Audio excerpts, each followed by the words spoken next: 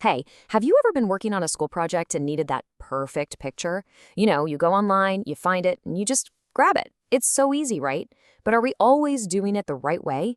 Today, we're going to figure out how to do it right so we don't do it copy wrong. So here's what we're going to do. First, we'll talk about finding pictures. Then, we're going to learn two big ideas. One is called copyright, and the other is fair use. After that, I'll show you the best, easiest way to get free pictures. And then we'll play a little game to see what we've learned. By the end, you'll be an expert. Okay, let's just jump right in. So think about this for a second. Let's say you have a big project, maybe about dinosaurs, and you need a really, really cool picture of a T-Rex. Where's the first place you go online to find one? Just think about it, because where we get our pictures is a really big deal.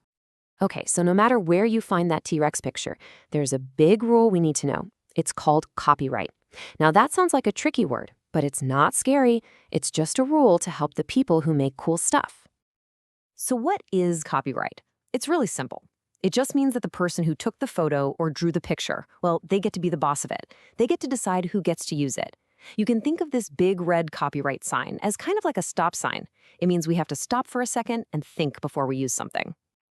So if you really want to use a picture that has that copyright stop sign, what do? Well, there are a few things you can try. You can ask the person who made it for permission. You should always say who made it. That's called giving credit. And sometimes you might even have to buy it. Now, those rules are super important. But there's also a special rule just for us when we're doing things for school. It's called fair use, and it can make things a little easier. Think of fair use like a special pass just for school stuff. It means that sometimes it's okay to borrow a little piece of someone's picture for your project. But even with this special rule, there are still a few steps we have to follow. So let's go over these fair use rules. They're pretty easy. 1, you can only use a little bit of the picture, not the whole thing.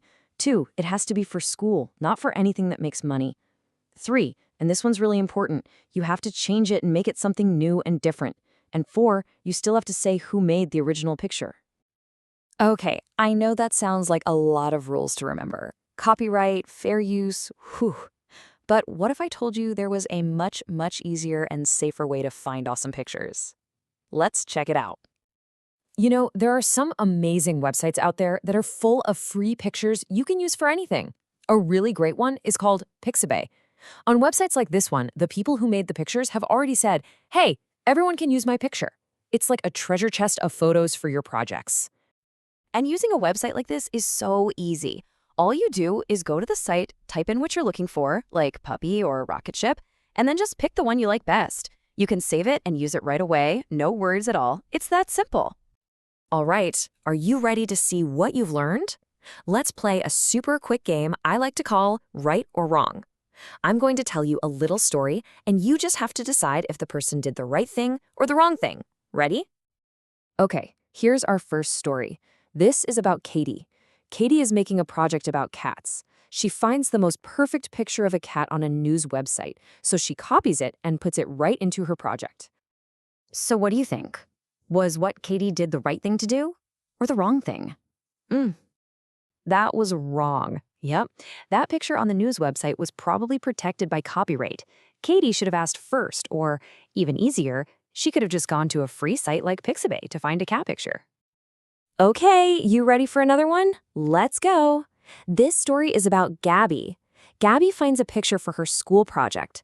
She only uses a little piece of it, and then she changes it all around so it looks totally new. Okay, what about Gabby? Did she do the right thing or the wrong thing? Think about that special rule for school. You got it. That was right. That's a perfect example of fair use.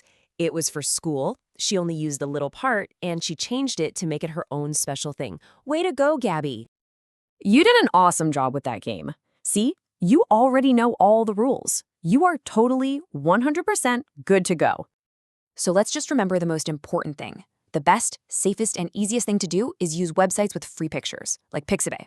Or, even better, you can draw or take your own pictures. Just try to stay away from taking pictures from other websites or social media. So how are you feeling? Pretty confident?